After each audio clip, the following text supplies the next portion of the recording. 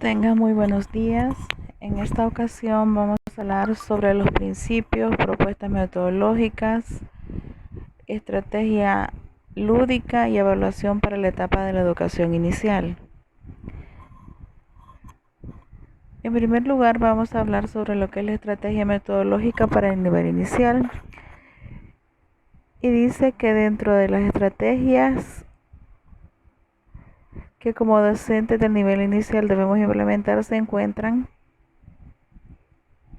la responsabilidad de compartir con los niños y niñas que se atienden, así como con las familias y personas de la comunidad que se involucren en la experiencia educativa. Es decir, que nuestra función como docentes no solo está limitada a la atención de los niños con los que nosotros vamos a desarrollar las jornadas educativas, sino también debemos procurar tener una buena relación tanto con los padres como con los demás miembros de la comunidad y tratar la manera siempre de involucrarlos de manera activa y participativa en el desarrollo de las diversas actividades que se desarrollen tanto dentro como fuera del aula.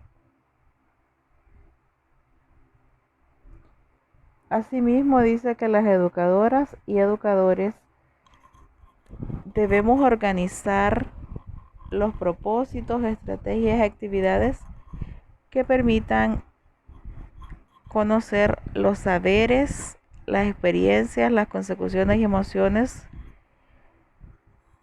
que van a servir para determinar nuestra acción en el aula inicial, y lo cual va a constituir una intervención educativa intencionada. Es decir, que en la medida en que nosotros diseñemos, planifiquemos, organicemos las diferentes actividades que nosotros vamos a desarrollar dentro del salón de clases con los niños a través de las diferentes actividades lúdicas que vamos a desarrollar, vamos a generar diferentes beneficios en las áreas del desarrollo de los niños. En particular, pues se sabe que tenemos que procurar fomentar lo que es actividades lúdicas que busquen fomentar lo que es el área socioafectiva, el área motriz, el área cognitiva, el área del lenguaje. Y esto nos va a permitir a nosotros generar una serie de emociones en los niños con los que nosotros vamos a trabajar. Nosotros debemos partir de los intereses de los niños y las niñas. Debemos identificar y respetar las diferencias y los ritmos individuales e integrarlos a los elementos del medio que favorecen la experimentación y la invención y la libre expresión. Es decir, que nosotros tenemos que tener presente, valga la redundancia, que cada niño tiene sus propias características del desarrollo, tiene sus propias particularidades e individualidades. Y nosotros como docentes debemos integrar todas esas características individuales de los niños en cada una de las actividades lúdicas que vamos a desarrollar dentro del salón de clase.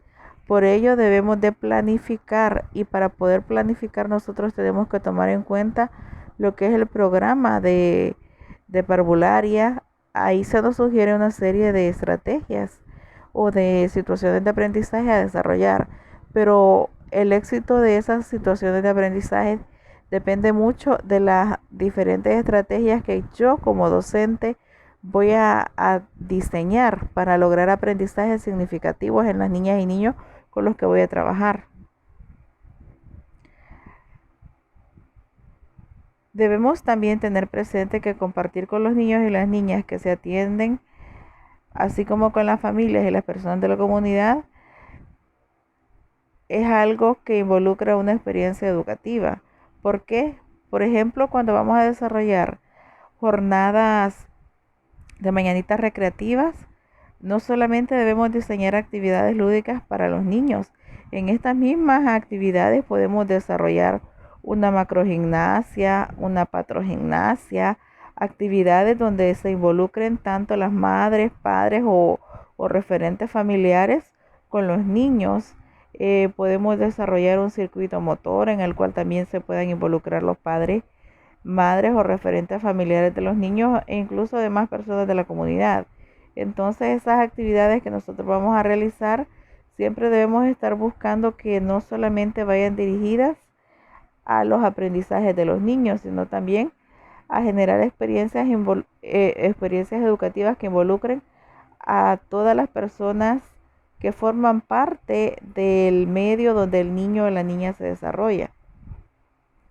Asimismo, debemos saber que los niños y las niñas construyen sus conocimientos haciendo, jugando, experimentando, lo cual implica que actúan sobre un entorno, se apropian de ello. Por eso es importante que nosotros desarrollemos actividades que les permitan a los niños interrelacionarse con los demás. Y cuando nosotros trabajamos actividades donde involucramos a las madres, padres, referentes familiares, a los compañeros de los niños, estamos fomentando no solamente el desarrollo físico, el desarrollo cognitivo, socioafectivo, motriz de los niños, sino también estamos generando experiencias educativas gratificantes. Y eso es lo que debemos buscar como profesores de educación parvularia, que nuestros estudiantes adquieran aprendizajes significativos de manera divertida, de manera creativa, y por eso es que nosotros como docentes debemos de diseñar las diferentes herramientas que nos permitan alcanzar ese objetivo de desarrollar un aprendizaje significativo a través de actividades lúdicas en nuestros niños y niñas.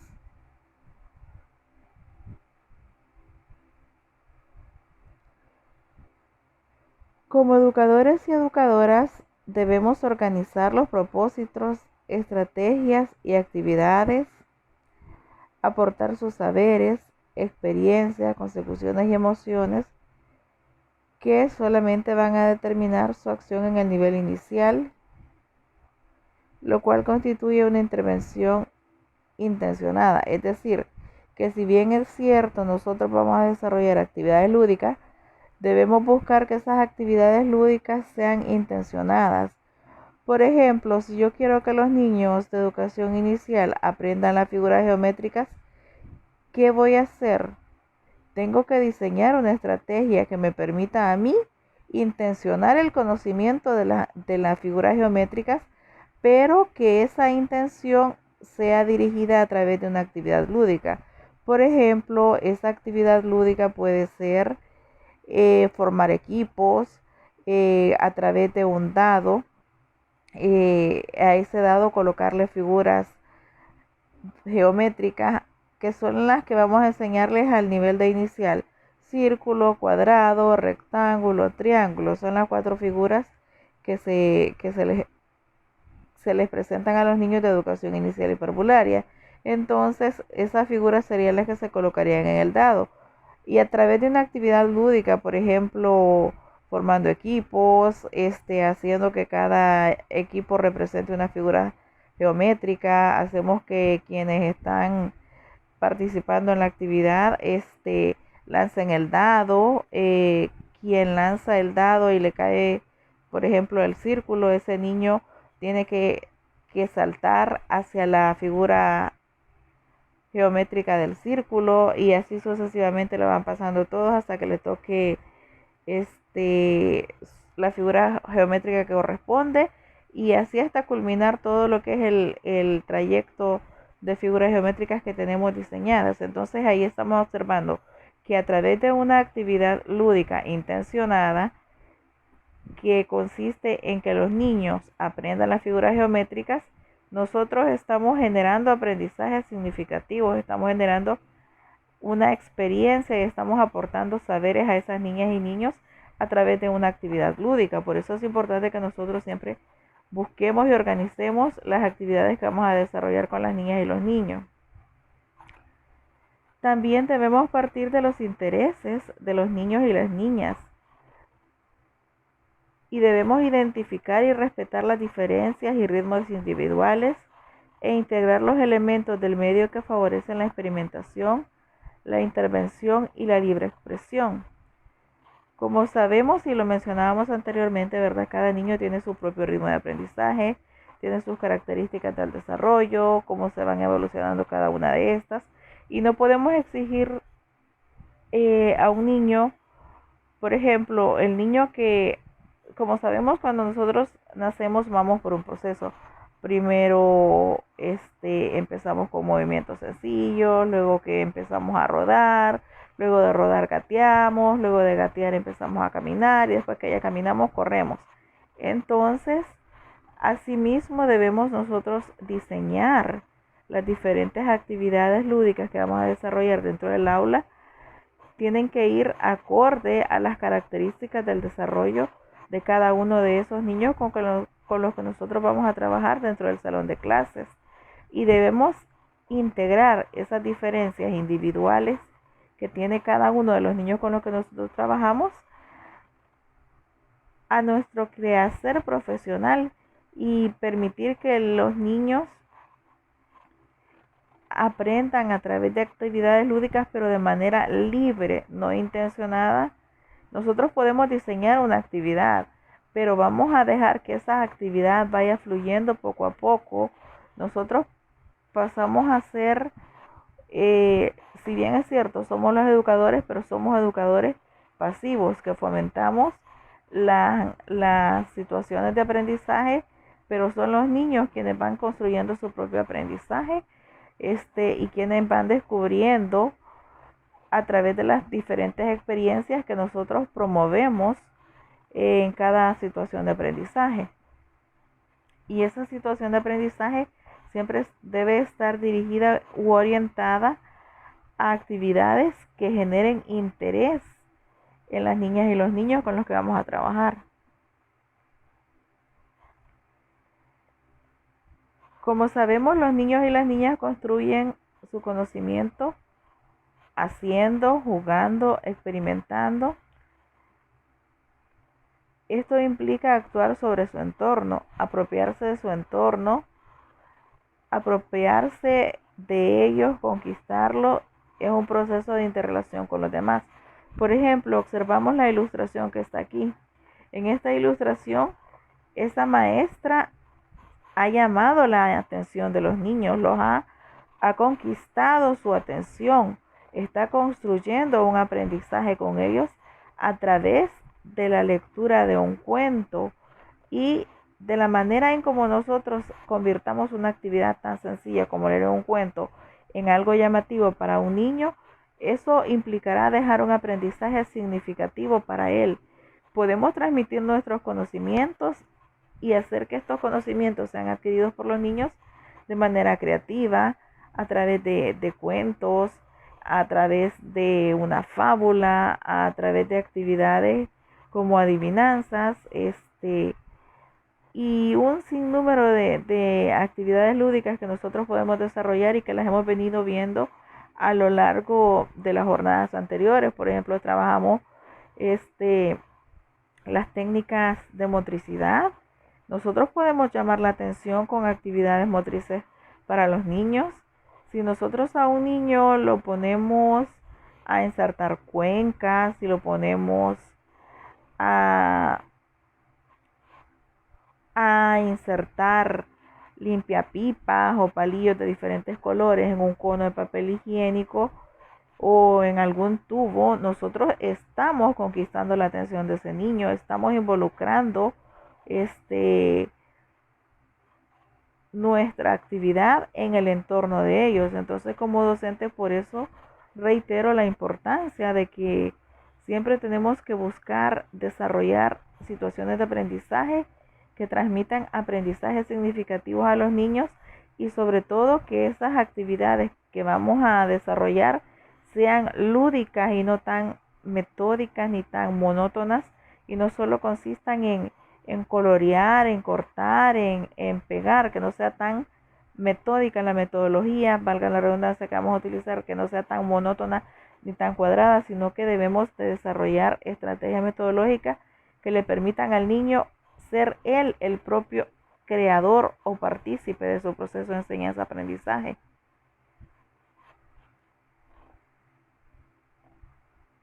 Ahora bien, vamos a hablar sobre la propuesta de estrategia metodológica en el área socioemocional. Como sabemos, todos los seres humanos tenemos diferentes áreas del desarrollo y el área socioemocional en esta propuesta metodológica nos plantea una serie de principios, los cuales consisten en primer lugar en comprender las características del desarrollo afectivo social del niño. Es decir, podemos nosotros tener conciencia de que cada niño tiene sus propias características. Hay niños que se adaptan con tanta facilidad a lo que es el ámbito educativo, a establecer relaciones sociales con otros niños y niñas. Sin embargo, también dentro de nuestros salones de clases vamos a encontrarnos con niños que son tímidos, cohibidos, que no socializan mucho. Entonces nosotros debemos aprender a comprender esas características de su desarrollo socioafectivo y así buscar estrategias que permitan que aquellos niños que son tímidos puedan incorporarse a las diferentes actividades lúdicas que nosotros como docentes vamos a diseñar. Otro de los principios es aceptar los sentimientos del niño o niña sin prejuicio para ayudar a conocerse a sí mismo. En el programa de educación inicial y también en el programa de educación parvularia se habla sobre el tema de las emociones. Entonces, nosotros como docentes tenemos que desarrollar una estrategia para enseñarle a esa niña y niño a que aprenda a identificar sus emociones, a que aprenda a identificar cuando él está triste, cuando él está feliz, cuando él está enojado. Y esto lo podemos hacer ya sea a través de un cuento, a través de diferentes estrategias como los emojis que conocemos hoy en día, a través de una dramatización.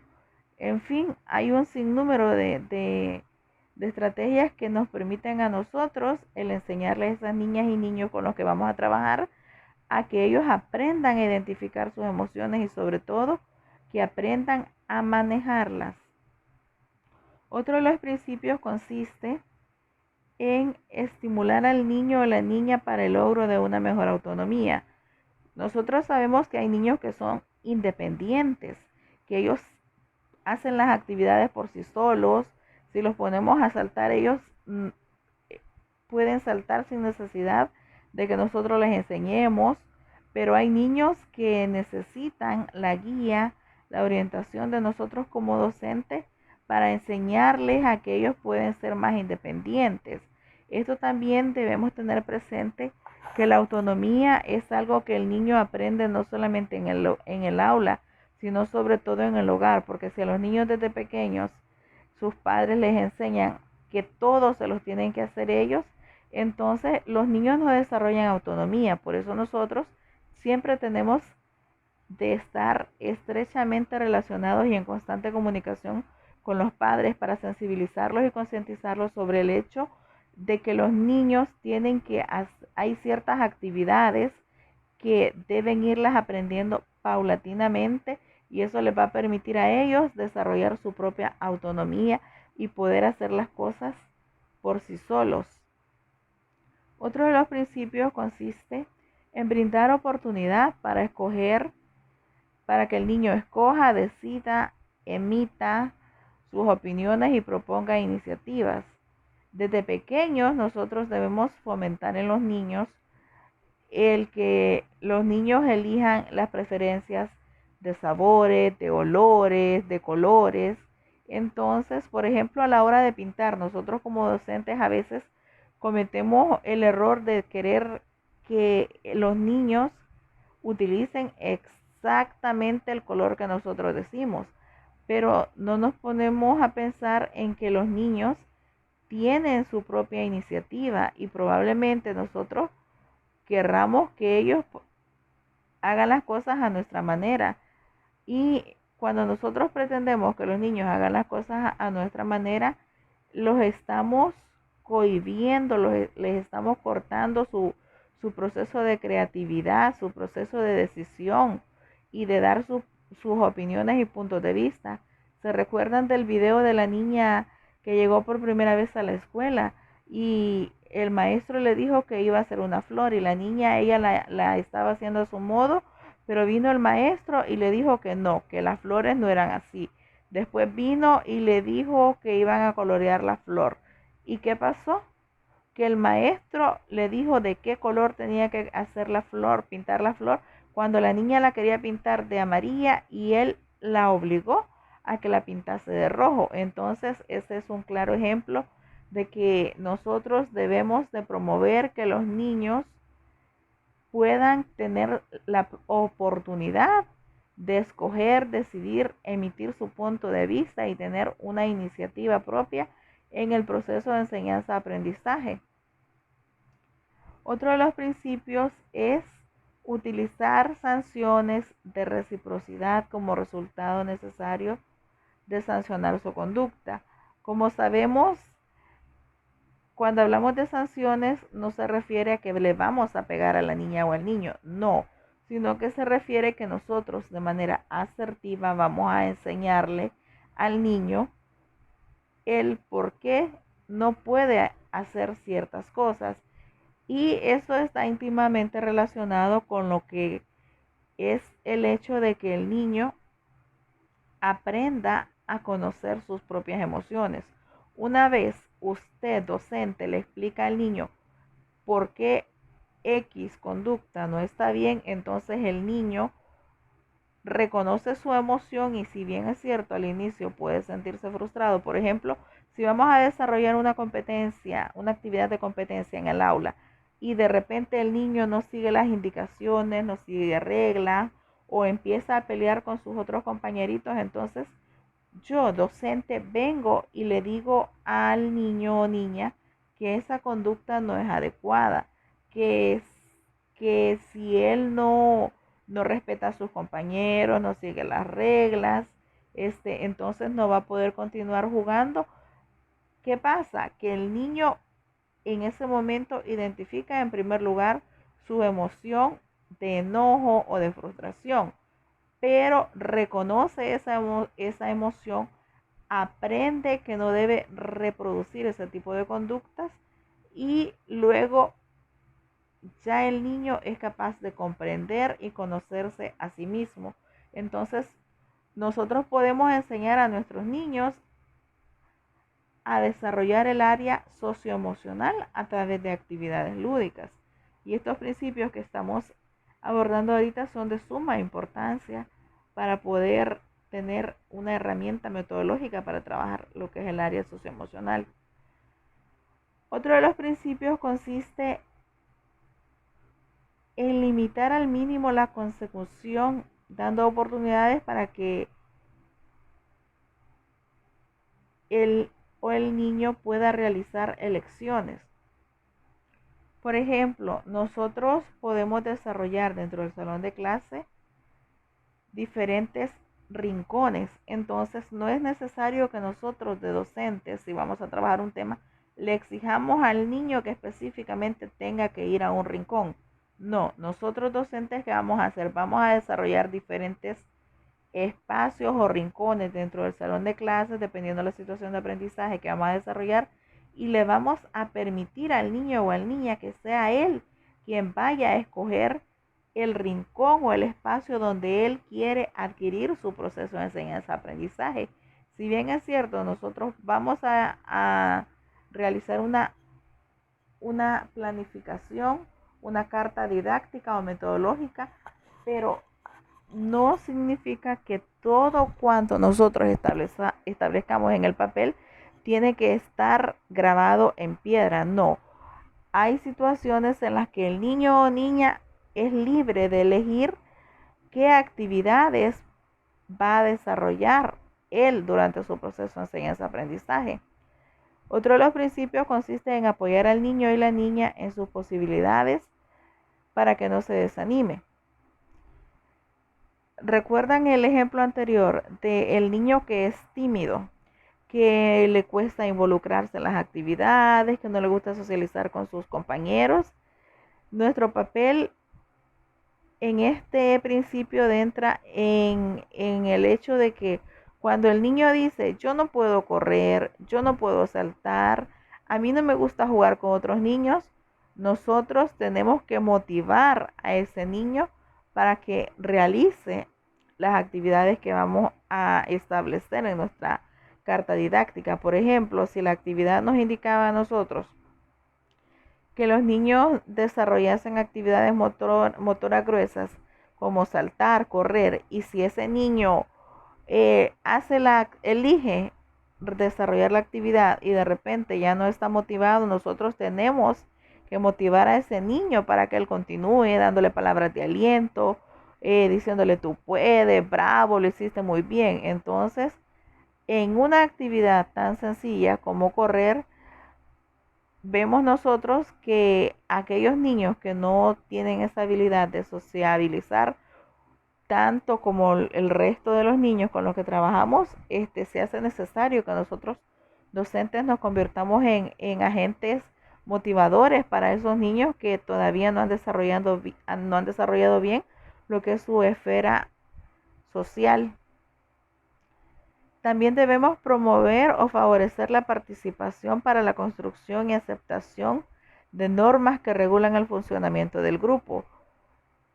Por ello es importante que antes de desarrollar cualquier tipo de actividad lúdica, nosotros siempre establezcamos normas a seguir y explicarle a los niños que es necesario seguir esas normas, puesto que si estas normas no se cumplen, pues estaríamos como que retrocediendo en cuanto al proceso de enseñanza-aprendizaje, porque también el que el niño aprenda a conocer y a respetar las normas dentro de las actividades lúdicas implica un proceso, y por eso es importante, porque cuando nosotros establecemos normas dentro de la participación de diferentes actividades grupales, estamos evitando conductas como la competitividad, las agresiones entre los niños.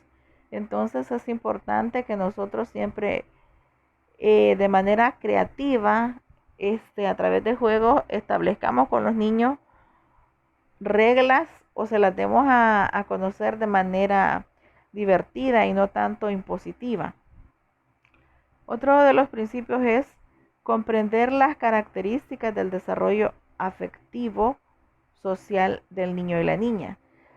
Por ejemplo, si nosotros vamos a desarrollar el tema de las emociones, que lo mencionaba anteriormente, podemos desarrollar una actividad donde se haga necesario que el niño abrace a su compañero, que le dé la mano a su compañero. Entonces nosotros tenemos que desarrollar aquellas actividades paulatinamente. Por ejemplo, si tenemos un niño que sabemos que no socializa absolutamente con otros niños o con sus compañeros, no le vamos a exigir que de primas a primeras ese niño llegue abrazándolo. No, vamos a empezar con una actividad que le permita al niño ir agarrando confianza con el resto de sus compañeros. Vamos a promover una actividad donde tenga ese niño que darle la mano a su compañero, donde ese niño poco a poco vaya aprendiendo. Primero empezamos con un saludo así de lejos. Luego otra actividad donde el niño a través de juego vaya y le dé la mano a su compañero. Y por último, que vamos a hacer una actividad donde el niño que es tímido, que es cohibido, venga y pueda expresar sus sentimientos, sus emociones a través de un abrazo a sus compañeritos. Entonces vamos a ir poco a poco nosotros, a través de que conocemos las características individuales de nuestros niños y que conocemos cuáles son sus características socioafectivas, entonces en esa medida vamos a ir trabajando poco a poco para ayudar a aquellos niños que no tienen bien desarrollada esa habilidad socioafectiva, para que puedan ir trabajándola a través de una actividad tan sencilla como lo que acabo de mencionar. Otro de los principios consiste en aceptar los sentimientos del niño y la niña sin prejuicio para ayudarle a conocerse a sí mismo. Por ejemplo, hay niños que nosotros los vemos que son agresivos, que pelean con sus compañeros. Entonces nosotros como docentes tenemos que, en primer lugar, respetar esos sentimientos. A la vez tenemos que indagar en el porqué de esos sentimientos, y una vez que indagamos en el porqué de esos sentimientos, empezamos a trabajar y a desarrollar estrategias que nos permitan a nosotros ayudar a esos niños para que ellos aprendan a conocer y a identificar esas emociones negativas que están presentando. Otro principio consiste en propiciar el desarrollo de relaciones cooperativas entre los niños y las niñas. Como sabemos, ¿verdad? Siempre pues venimos nosotros de una cultura en donde se nos ha asignado cuáles son las actividades para las niñas, cuáles son las actividades para los niños. Pero nuestra función como docentes es promover la igualdad de género. ¿De qué manera vamos a promover la igualdad de género? A través del trabajo y las relaciones cooperativas entre niños y niñas. Podemos hacer competencias o actividades. Por ejemplo, una actividad sencilla es la de que los niños en parejas trasladen un globo sostenido en una página de papel periódico. Entonces, en lugar de poner niña con niña o niño con niño, ¿qué vamos a hacer nosotros? Vamos a establecer una actividad que le permita a los niños relacionarse y a la vez, de manera cooperativa, lograr que ese globo no se les caiga y llegue hacia el extremo donde se supone es la meta. Entonces, con actividades lúdicas tan sencillas como esa, nosotros podemos trabajar lo que es las relaciones cooperativas con los niños y niñas de la parvularia. Otro principio consiste en facilitar el intercambio de opiniones, expectativas e intereses. Por ejemplo, con una actividad tan sencilla como la presentación, nosotros podemos, a través del juego, utilizando títeres, mimos, por ejemplo, esto lo podemos hacer cuando las primeras jornadas de clase, cuando los niños se están integrando al año escolar, en donde los niños se presentan. El títere, en este caso, digámoslo así, podría presentarse, decir qué es lo que le gusta, lo que no le gusta, y eso va a permitirle siempre al docente conocer lo que es el aspecto socioafectivo, ¿verdad? Entonces, y por ejemplo, un niño puede decir que a él le gustan las manzanas y otro puede decir que a él le gustan los mangos. Entonces, o puede dar su opinión respecto a un tema algo sencillo y pueden preguntársele si se está de acuerdo o no se está de acuerdo, o que le gusta o que no le gusta, y todas estas cosas les podemos nosotros obtener estas respuestas a través del uso de diferentes estrategias como son los títeres, los cuentos, entre otras actividades. Otro principio consiste en ayudar para que el grupo coordine puntos de vista divergentes y resuelva conflictos entre ellos. Por ejemplo, nosotros podemos contarle un cuento a los niños, ponerle así como una historia, puede ser una historia inventada, y al final de esa actividad preguntarles que si qué harían ellos, que si cómo resolverían esa situación, que sí que hicieran ellos si estuvieran en el lugar del niño, niña o del personaje del cuento, y entre todos los niños, después de leer el cuento, dar solución o trabajar de manera cooperativa para poder conocer la opinión de los niños y cómo ellos son capaces de solucionar o resolver ciertos conflictos.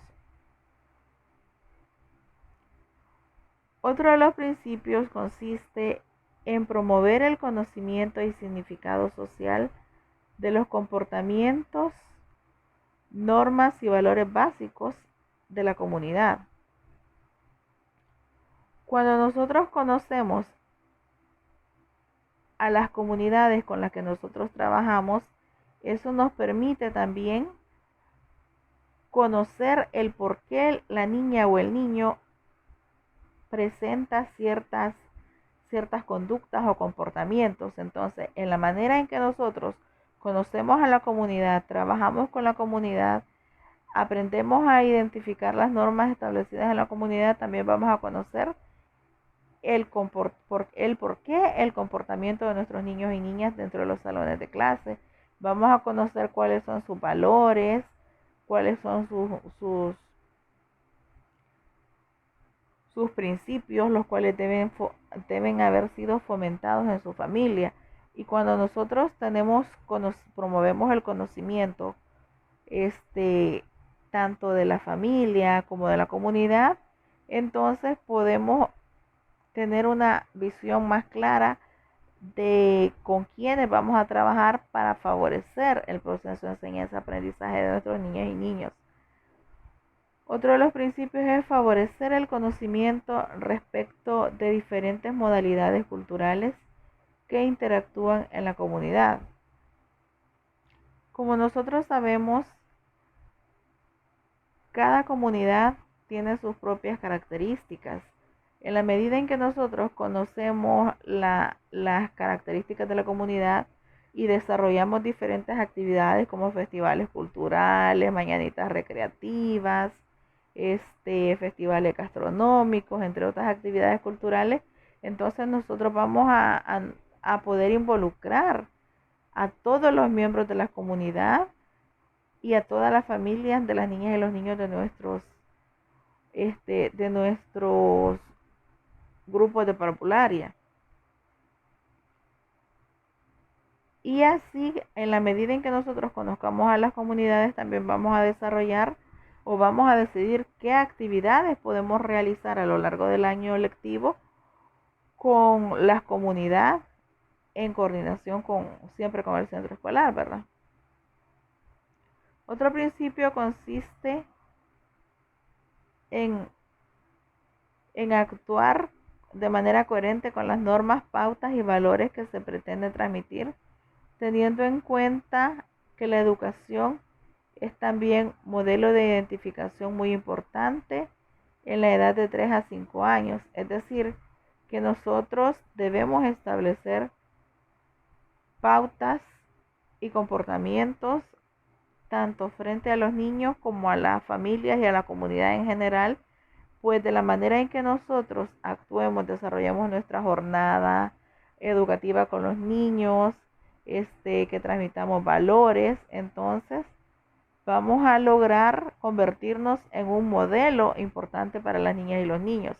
Si nosotros recordamos, el autoestima se empieza a formar en el niño desde los 0 hasta los 3, 4 años de edad. Entonces, en la medida en que yo, docente, transmito valores, principios, normas, pautas de convivencia favorables a las niñas y los niños, estoy beneficiando su autoestima. Entonces, y en la medida que el niño ve que yo soy un agente positivo y que transmito valores, normas, costumbres positivas, me convierto en un modelo a seguir para ese niño. Han escuchado que en la parvularia muchos niños dicen, niñas y niños dicen, cuando se les pregunta qué les gustaría ser de grandes, ellos dicen que profesor o profesora. ¿Por qué? Porque su modelo a seguir somos nosotros los docentes. Entonces, si nosotros dejamos una huella y un aprendizaje significativo en esos niños con los que nosotros trabajamos, ellos van a tomar de nosotros un modelo. Pero si nosotros no dejamos aprendizaje significativo ni somos un modelo positivo para esos niños, ellos no nos van a recordar no van a recordar su periodo de educación parvularia como algo bonito y gratificante. Otro de los principios es marcar con claridad los límites que contribuyen a dar seguridad y confianza al niño y a la niña. Si bien es cierto, nosotros en las diferentes actividades lúdicas que desarrollamos dentro del aula, siempre les dejamos autonomía, libertad, para que los niños adquieran sus propios procesos de enseñanza-aprendizaje, también debemos establecer ciertos límites, porque, por ejemplo, cuando vemos que un niño en un juego de grupo está irrumpiendo las normas establecidas, entonces debemos de establecer que si no se debe pelear a los compañeros, no se debe empujar a los compañeros, no se debe romper el momento de esperar los turnos. Entonces, ahí debemos explicar a los niños cuáles son las reglas y normas a seguir durante las diferentes actividades lúdicas que vamos a desarrollar en cada situación de aprendizaje y en cada jornada educativa. Entonces, en la medida en que nosotros establecemos límites a los niños y a las niñas en nuestras jornadas educativas, ellos van a aprender a tener seguridad y confianza, no solamente en nosotros, sino también en las actividades que ellos realizan.